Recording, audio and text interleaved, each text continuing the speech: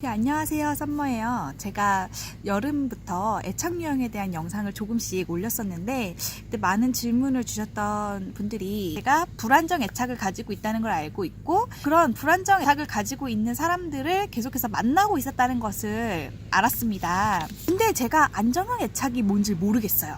나는 경험해 본 적이 없기 때문에 안정형 애착이 무엇인지를 모르겠다라고 이야기하시는 분들이 있고, 그리고 어떻게 하면 안정형 애착을 가질 수 있을까요? 혹은 안정형 애착이랑 연애를 하는 게 가장 좋다고 말씀하셨는데 어떤 사람이 안정형 애착이죠? 이런 질문을 굉장히 많이 주셔서 제가 그 질문에 대한 답을 드리는 영상을 찍으려고 합니다. 이 영상의 내용의 기본은 어태치드라는 성인은 자기의 연인에 대한 애착 유형을 다루고 있는 책의 내용을 많이 참고를 했고요. 거기에다가 제가 알고 있는 개인적인 사례를 추가했습니다. 이 영상을 보시는 분들은 대부분 불안형 애착을 가지고 계신 분들이 많을 텐데요. 먼저 시작하셔야 될 것은 바로 반드시 회피형 혹은 부메랑형 나르시시스트들이 이성을 여러 사람을 이렇게 돌아가면서 만나는 거예요. 특별히 정말 이런 학대자와 연애를 지금 하고 계신 분이라면 근데 반드시 이 연애를 먼저 끝내셔야 합니다. 어태치드 책에서 나왔지만 많은 사람들이 회피형과 불안형이 서로 연애를 하면서 나는 더 노력해 볼게요, 우리가 더 이해해 볼게요 하지만 결국에는 이 관계가 불행하게 끝난다는 겁니다. 회피형은 누군가가 다가오면 굉장히 불안하고 공포를 느낍니다. 하지만 불안형은 누군가에게 다가가고 접근을 하고 아주 집착을 해야지만 되는 것이죠. 그러니까 이 회피형이나 부메랑형 나르시시스는 자꾸 한 발씩 뒤로 돌아갔다가 너무 멀어진 것 같으면 툭 치고 돌아갔다가 툭 치고, 자, 이런 방법이고, 그럼 이런 행동을 할 때마다 이 불안형은 그 불안형 애착 시스템이 가동을 하기 때문에 더 집착하고 더 불안해지고 더 매달리는, 그러니까 어렸을 때부터 프로그래밍 되게 자꾸만 그냥 재생시켜버리는 것밖에 되지 않거든요. 불안형들 같은 경우에는 왜 연애를 벗어나지 못하냐면 일단은 내가 더 나은 사람을 만날 수 있을까 굉장히 두려워요. 내가 이 사람을 떠나면, 이 사람과의 관계를 정리하면 내가 진짜 괜찮은 사람을 만날 수 있을까? 그런 확신이 없습니다. 제 아는 사례를 하나 말하면 이제 불안형이 좀 심한 여성분이 계시는데 이 부메랑형 나르시시스트로부터 못 벗어나는 거예요.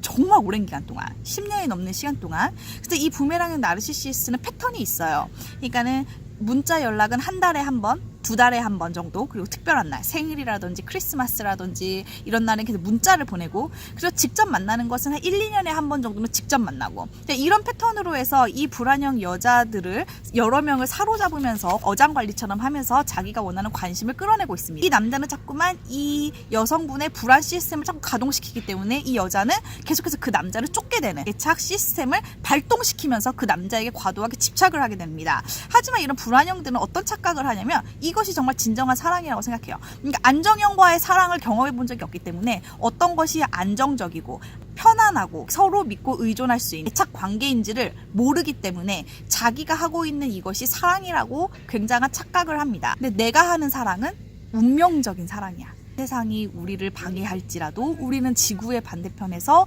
서로를 그리워하면서, 그리고 막 호흡한 노래, 영화 막 이런 거 보면서 자기 이야기라고 믿으면서 이제 이 사랑을 자꾸 지켜나가려고 합니다. 그것은 사랑이 아니라 내가 이 사람을 잃게 되었을 때 다른 사람 내가 만날 수 있을까?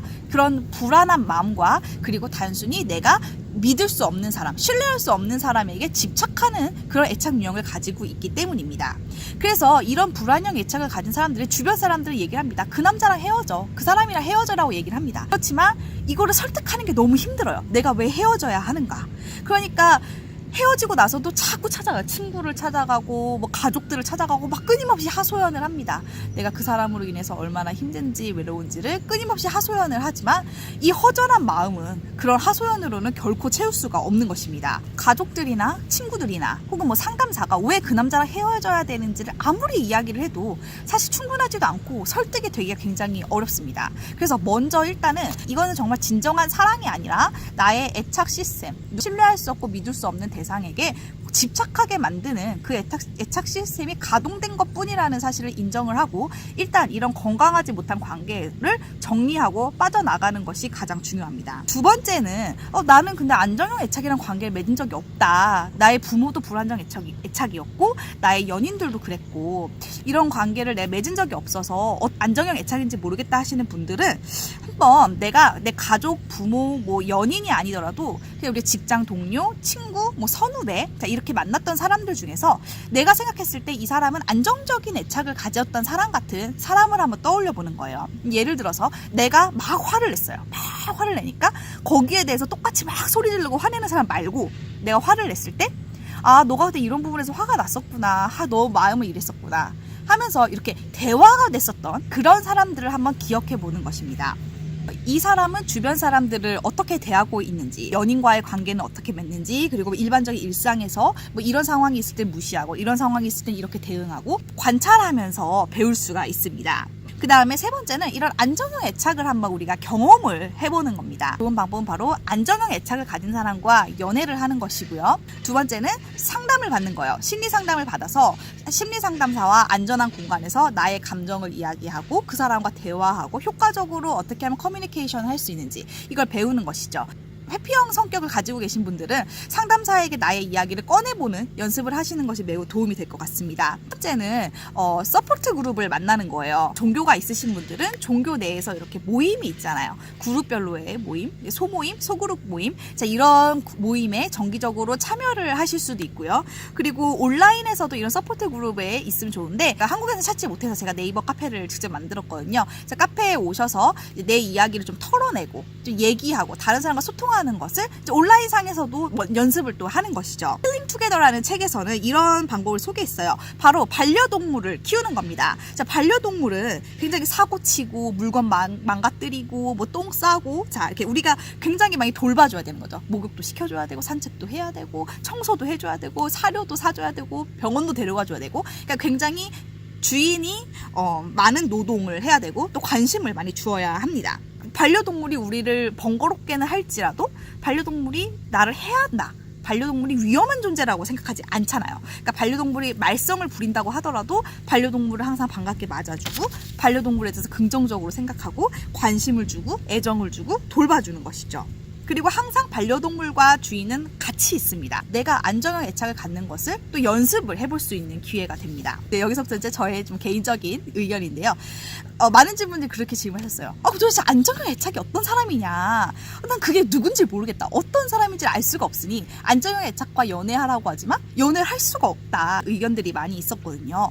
도대체 나는 그럼 누구랑? 어떤 사람이랑 연애해야 되느냐, 어떻게 알 수 있느냐라는 겁니다. 그러니까 모든 유형의 사람들은 다 안정형 애착과 연애하는 것이 가장 좋습니다. 그리고 내가 불안형이라면 나는 이제 도망갈 때마다 쫓아다니면서 나의 애착 유형이 발동되기 때문에 절대로 회피형 남자를 만나서는 안 됩니다.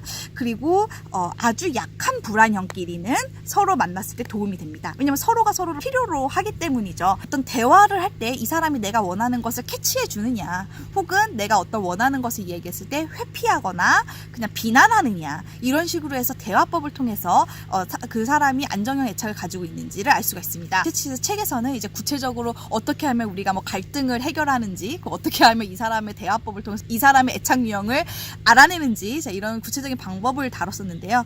저는 조금 그냥 실제적인 이야기를 좀 드리고 싶어요. 뭐냐면 많은 사람들이 매력적인데 안정형인 사람을 원합니다. 그거 누구나 당연한 거예요. 자, 근데 매력적인데 안정적인 사람들은 이미 대학 시절에 다 짝이 있어요. 다 일찍 결혼해요.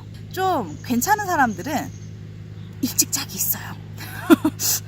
자, 그래서 이 싱글 시장을 보면 불안형 애착을 가진 사람들이 싱글 시장에 더 많이 남습니다. 안정형들은 안정형끼리 빨리 짝을 찾기 때문에 그런 경향이 있기 때문에 자, 근데 여자들은 불안형을 가질 확률이 매우 높고 남자들은 회피형을 가질 확률이 높습니다. 그러니까 내가 불안형 여자와 회피형 남자 그렇게 만나게 될 수밖에 없는 거예요. 확률상 제가 앞에서 말씀드렸던 얘 있잖아요. 아주 오랜 시간 동안 그 부메랑형 나르시시스트한테 끌려다녔던 자 그런 케이스들 그분들이 왜 그러면 그 사람한테 끌리느냐 이거예요.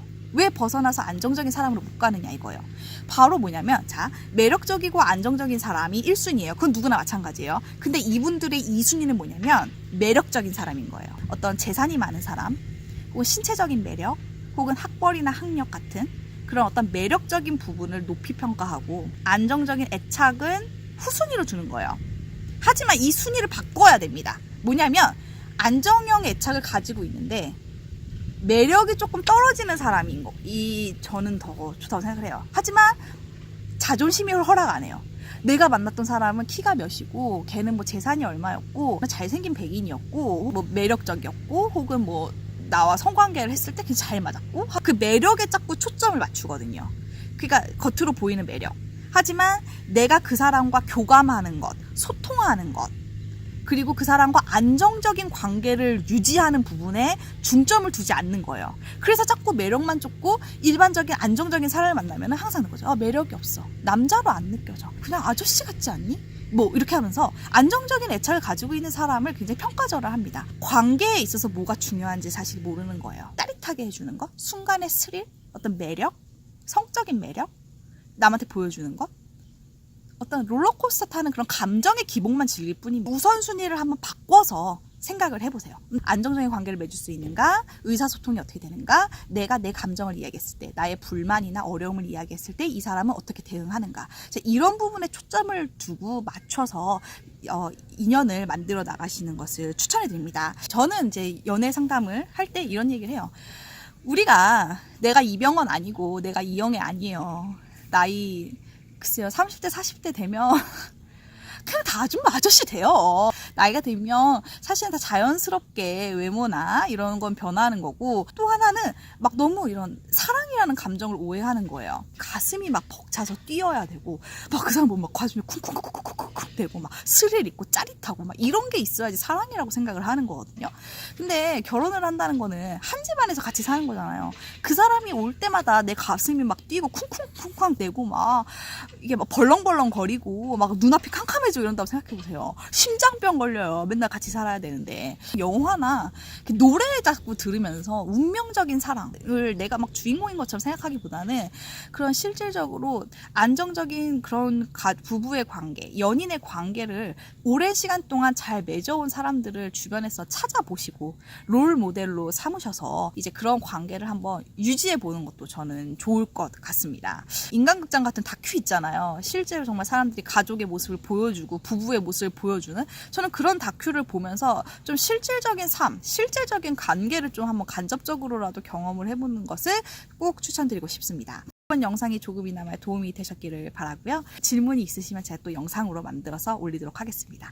끝까지 들어주셔서 감사합니다.